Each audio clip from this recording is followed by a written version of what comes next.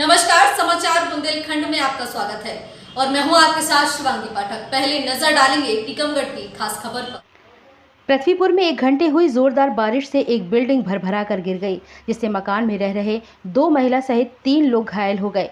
बाकी मकान के अंदर और लोगों के फंसे होने की संभावना है। मौके पर पहुंची पुलिस और प्रशासन की टीम ने मलबे को निकालने में जुट गई। पृथ्वीपुर के जयरौन रोड की घटना है। वहीं घायलों को प्राथमिक उपचार के लिए पृथ्वीपुर स्वास्थ्य केंद्र के लिए भेजा गया है।